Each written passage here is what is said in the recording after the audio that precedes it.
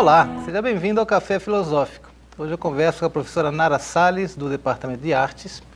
Bem-vinda, Nara. Obrigada. Tudo bom?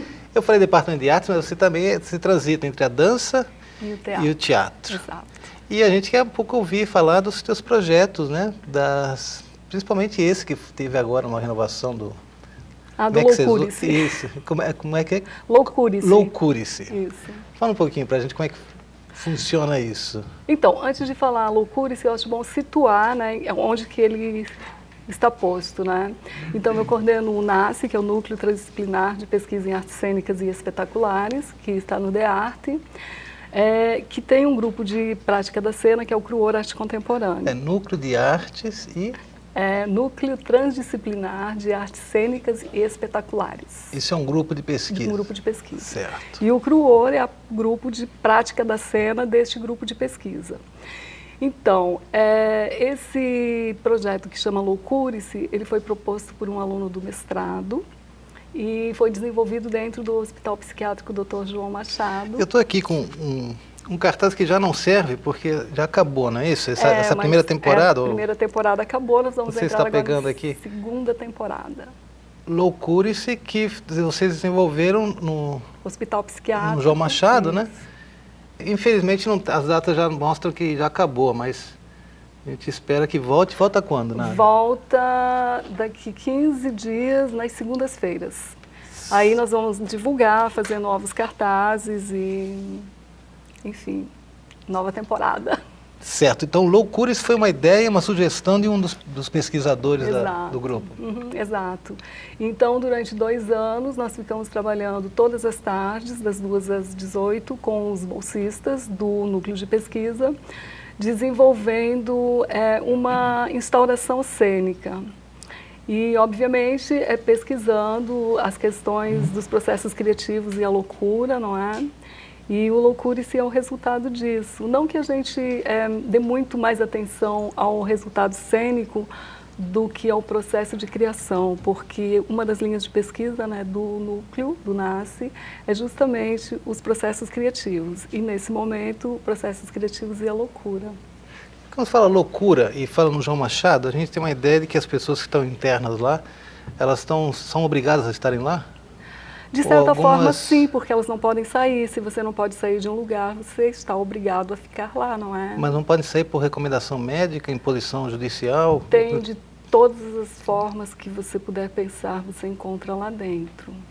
Certo. E lá você encontrou pessoas que já tinham algum vínculo com teatro, sim, com encenação? Sim, sim, várias pessoas. Várias pessoas, inclusive 2 artistas da cidade, não é, que estavam internas, e que participaram do projeto durante algum tempo, depois tiveram alta. Esse foi uma grande alegria e, ao mesmo tempo, uma grande tristeza do projeto, porque na medida em que eles começavam a trabalhar com a arte, a se envolver no projeto, eles acabavam tendo alta. Então, a gente perdia o ator e eles ganhavam a liberdade. Uma perda feliz essa, feliz, né? muito feliz, muito feliz. E mais feliz ainda porque muitos deles começaram a retornar aos sábados como ator. Então, eles retornam ao hospital não mais como internos, mas como atores para participar da obra. Tá. Como é que funcionava, por exemplo, a formação do texto? Tem diálogos? A gente gostaria até de ver alguma coisa, mas tem que ir lá assistir, né? É interessante que vá assistir, mas a gente tem um DVD. Bom, a gente fez toda uma construção cênica dentro do que a gente já vem trabalhando há muitos anos, que é o processo criativo colaborativo, né? Então, primeiro a gente faz uma pesquisa bem próxima da pesquisa antropológica mesmo. E antropológica, eu não estou falando de antropologia teatral, estou falando de antropologia pura, não é? Então, nós convivemos juntos, fazemos coisas juntos, conhecemos o outro, entendemos o outro, falamos sobre o que lhe move no mundo. Isso aqui é uma vez por semana? Não, de segunda a sexta, das 2 às 6, durante 2 anos. E um outro aspecto muito interessante também é que nós trazíamos também, alguns dias, especialmente nas terças, quartas e quintas, os internos para fazerem uma formação aqui na universidade, no DEARTE.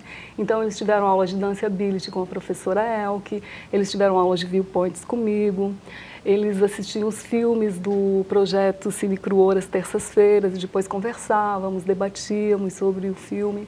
Então, existe essa presença muito grande e estreitada pelo afeto e pelo vínculo.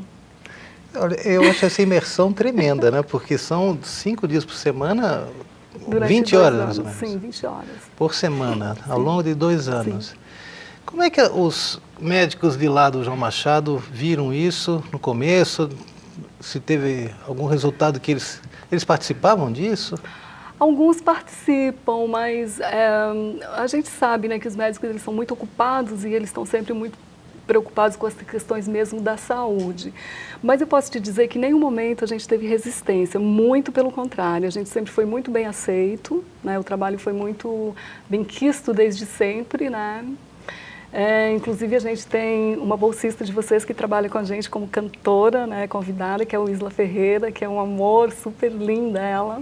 Como ela foi convidada, então ela não participou do processo. No final dos 2 anos, o nome dela foi indicado para ela ser uma cantora convidada, e ela foi convidada, e aí aos sábados ela ia lá e cantava com a gente. Parabéns. Mas em alguns momentos ela também ia por lá e participava das vivências. E você não tinha assim, um receio de que as pessoas que estavam envolvidas, os estudantes do DEARTE, numa imersão desse tamanho, com tal densidade, elas não ficavam perturbadas, não? Elas não se levavam para casa?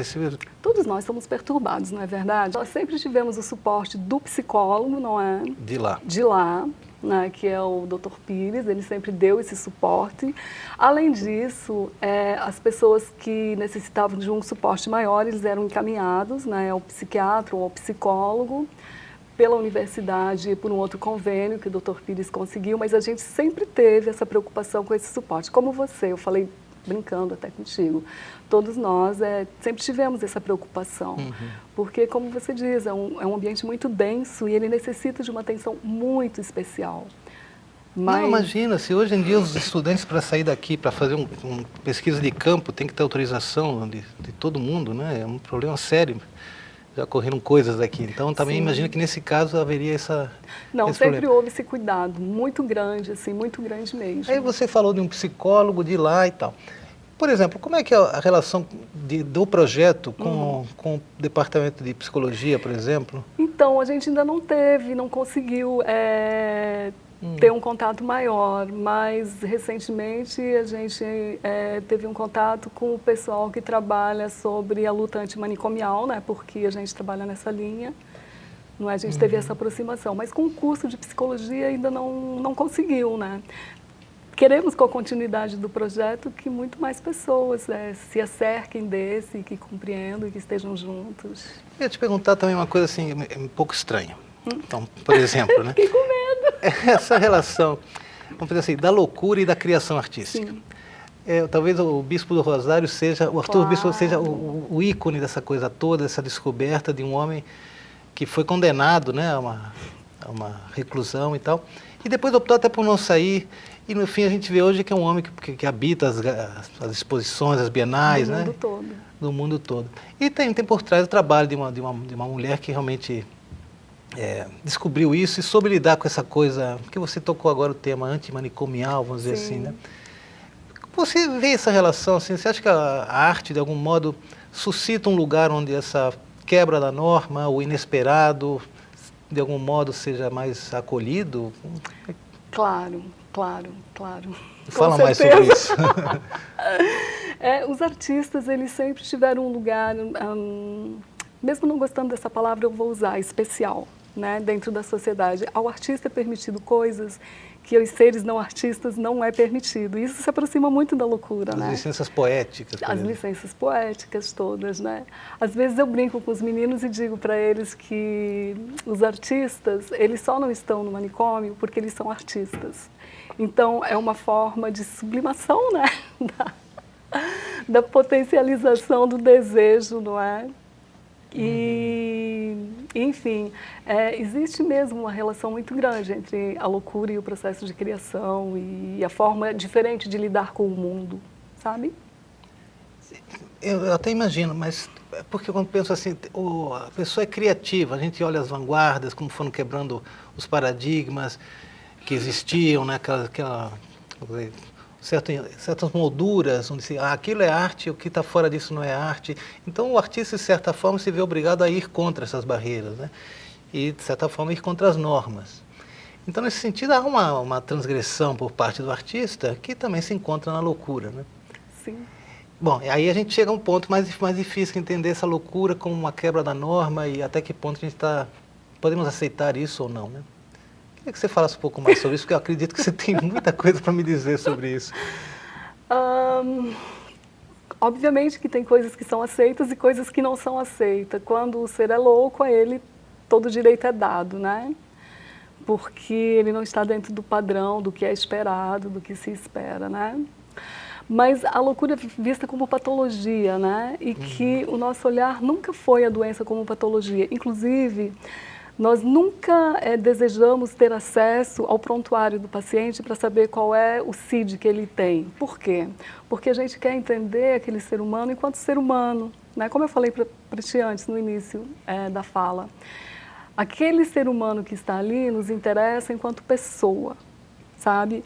E enquanto pessoa que tem uma história de vida, que alguma coisa aconteceu em algum momento que ele não soube lidar e que ele acabou enlouquecendo, ou então uma recusa à própria vida, porque muitas vezes a loucura é isso, você não sabe lidar com aquilo e você enlouquece porque daí você não precisa mais lidar com aquilo, você tem essa fuga, não é?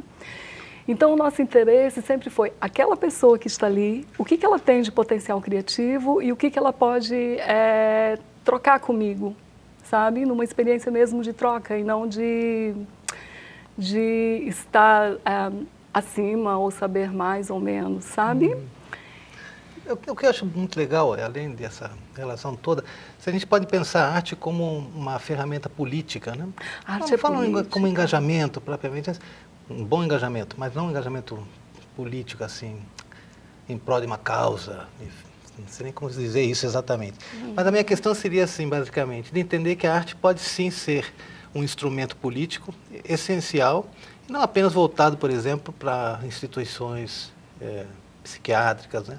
De certa forma, a arte parece que promove algo que, não sendo da ordem do dia, né? Não tendo um lugar privilegiado na sociedade em que vivemos, ela pode fomentar, abrir lugares, né?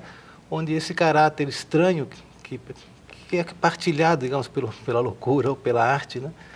Possa realmente encontrar um lugar, né? Você pensa, você vê isso. Você falou que a arte é política com tanta certeza. Agora não consigo entender a arte sem vinculação à política. A arte é um ato político, sempre, né? Viver é um ato político. As manifestações que tiveram agora, alguns meses atrás, contra o impeachment, vocês também participaram de alguma coisa, não foi? Sim, participamos. Participamos porque não podemos compactuar, né, com o que acontece no país, que é uma violação à Carta Magna, é uma violação aos direitos de uma pessoa, então não compactuamos com isso e participamos sim, claro. De maneira artística, às vezes de maneira artística. Que alguma coisa vocês fizeram ali, né? Mas então, mas tudo bem, aí tem uma causa política, vamos dizer assim. Nesse claramente, caso tem, sim. Mas não necessita ter, só Isso. o ato em si já é político, sabe por quê? Porque você se posiciona, porque você diz o que você pensa, porque você toma partido disso, todo aquilo. Quando eu falo toma partido, escolhe, né? É uma escolha. Mas aí toda a arte é de esquerda, então? Sim, toda arte é de esquerda. Não existe arte de direita. Será isso? Interessante. Eu acho que a gente não precisa colocar entre esquerda e direita, mas como um ato político, sabe? Sem estar nem no centro, nem na esquerda, nem na direita, mas um ato em si, sabe? De mudança, de transformação, né? Isso, a arte é libertária. A arte é libertária. E, portanto, é de esquerda. A arte é libertária. Pode ser. Eu estou aqui pensando que, de fato, eu quero dizer assim, é que a arte politicamente colocada, ela é realmente um instrumento forte porque faz as pessoas pensarem, né? Elas nos deslocam, Sim, nos mas tiram é isso que eu estou querendo te dizer. Não precisa ser politicamente colocada, ela já é política em si, sabe? Sim, sim. Né? Então, assim, por isso que é muito importante o ensino da arte, a alfabetização estética dentro das escolas, né? Que é exatamente pelo que tu falou, ensina as pessoas a pensar. Isso eu acredito. Né? Mas eu não sei não se existe toda a arte libertária de fato. Porque agora você colocou, se né? for uma arte reprodutiva, claro que não. Isso, porque essa é mas... a grande diferença, né? Você pode ter uma arte que ela é criadora e criativa e pode ter uma arte reprodutiva. Mas aí eu também tenho dúvidas sobre se essa arte reprodutiva ela pode ser realmente chamada de arte, né? Se você é um mero reprodutor de coisas, né? Só o fato deles terem um mercado da arte já nos coloca a arte como uma mercadoria, né? Portanto, membro do sistema. Né? Mas não temos como fugir do sistema ainda, infelizmente, o que nos deixa bastante triste, né? Bastante abalado. Interessante. Quantas pessoas estão envolvidas lá da tua turma daqui, né? E dos internos lá do João Machado? Então, nós temos 15 bolsistas, né, que ganham uma bolsa para estar nesse projeto. Temos os alunos da pós-graduação, isso é em torno de 20 a 25 alunos. E dentro do hospital, teve uma rotatividade muito grande, que eu já te falei, não é? Mas eu acredito que mais de 150 pessoas estão envolvidas no projeto de lá. Ou seja, quase todas as pessoas, de uma forma ou de outra, em algum momento se envolvem com o projeto. O projeto é um paralelo, vamos dizer assim, uma parte prática daquilo que foi aprovado pela CESU-MEC. Fala um pouco desse edital. Esse é um programa. É um programa que tinha, né, não sabemos se vai continuar existindo, que é um programa de extensão chamado PROEXT, né? MEC-CESU. Sim, sim. MEC-CESU. Então, todo ano era lançado esse edital para todas as universidades do país e, obviamente, milhares de projetos concorriam dentro de várias linhas, né? No nosso caso, a gente concorre dentro da linha de cultura. Né? Sim, então, lembrei do edital, porque a TVU também, esse programa também já foi contemplado com esses recursos. Olha que bacana. Muito tempo atrás. E espero que o programa siga, né? Sim. Evidentemente. Sim, né? claro. Outra coisa que eu também gostaria de saber, você falou que um pesquisador de mestrado sugeriu essa atuação. Sim, foi José Daque Pires. Junto ao João Machado.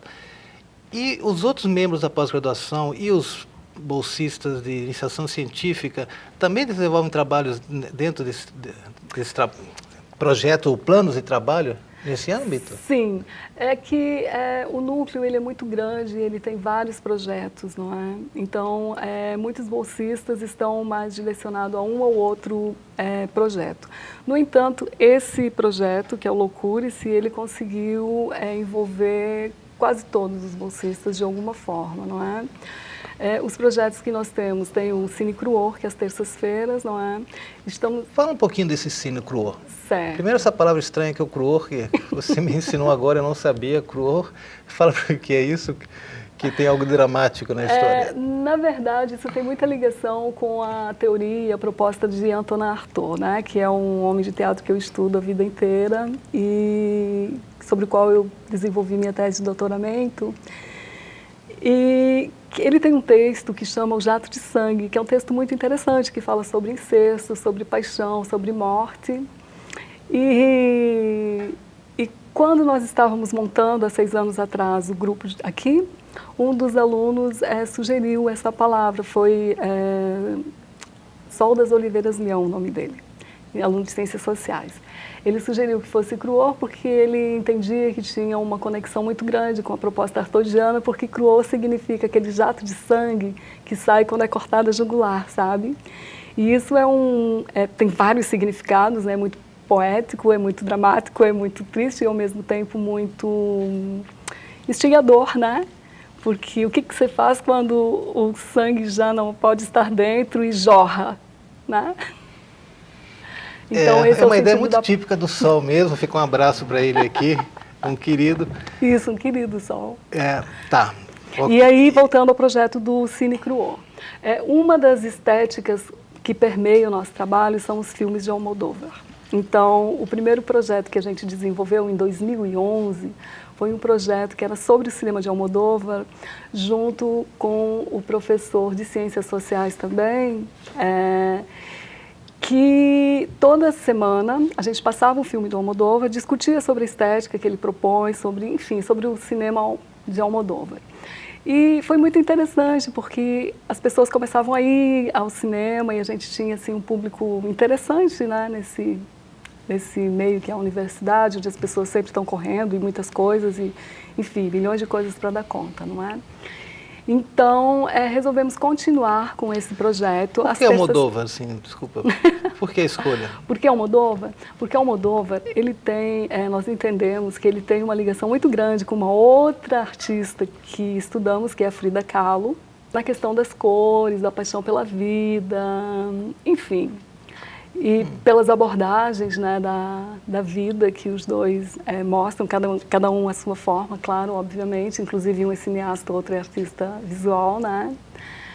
Então, a gente começou a estudar esses dois autores, né? Em 2011, e aí seguiu mais um tempo estudando, e a gente nunca abandonou essa estética. Em Loucures, inclusive, tem uma das cenas, né, que é a Surama, que faz, a atriz Surama, que ela faz com uma paciente que está interna, que é a Ruth Line, e elas fazem a partir do quadro da Frida, né, as duas Fridas, e que aí é muito interessante, assim, você vê a cena e ter a referência do quadro, sabe? Sim, mas o Cine Cru não era só do Almodóvar, pelo menos esse ano não era, né? Então, no início era só Almodóvar. Certo. E depois a gente começou a buscar outros filmes que tivessem alguma coisa a ver com a estética, primeiro almodovariana, né? E depois com a estética que nós estávamos trabalhando, né? Por exemplo, a loucura, né? Então, esse ano e o ano passado a gente viu muitos filmes que abordam essa questão. Agora eu fiquei curioso em entender o Almodóvar desde a perspectiva de Artaud, né? Porque às vezes o Almodóvar parece tão superficial, né? Você acha? Eu acho certos filmes dele, mas a gente também não vai ter tempo para falar sobre isso. Que pena. Mas, não, pode falar, mas como você vê mesmo uma estética artoriana em Almodóvar? Não é que seja uma estética propriamente artodiana, mas a forma como a vida é abordada nos filmes dele, né? Sobretudo como Fale com Ela, tudo sobre minha mãe. Volver é muito artodiano, né? Então, essa questão de como que a vida é abordada e como que as coisas são resolvidas, né? Dentro das histórias de vida de cada personagem proposto por Almodóvar, sabe? Sim, estou vendo. Bom, então tá. O Cine Cru continua. Continua todas as terças-feiras. Terças-feiras. Inclusive, eu vim para cá e os meninos ficaram lá esperando que a luz voltasse na energia elétrica para poder ter o filme. Hoje, qual era o filme? Hoje era um filme que falava sobre uma outra questão, que eu acho que não vai dar para a gente falar hoje, que eu sou ativista, veganista. Ah, é verdade, você é veganista. Exatamente, sim. Sou ativista mesmo, Qual né? era então o filme? Dentro, eu não lembro agora. Ah, não lembro, mas tem a ver com isso. Tem a ver com isso, né? É um documentário sobre essa questão ambientalista e de quanto que o veganismo pode se imbricar com a questão do meio ambiente. Total, né? Tá certo, então, Nara, foi um prazer conversar contigo. Gostei também. Tem muita coisa para a gente conversar, né? Vamos ver se você volta quando tiver com alguma coisa mais atuando, né? Como voltar ao projeto, sim, né? Vamos ver. Sim. Então, Nara Salles, professora do Departamento de Artes, professora lá de dança, de teatro, né? E, enfim. Obrigado, Nara. Obrigada a você pela oportunidade de vir divulgar o trabalho e falar sobre o que fazemos. Fica à vontade, arte. tá? Qualquer coisa você me avisa. E você que está em casa já sabe que semana que vem tem mais. Até lá.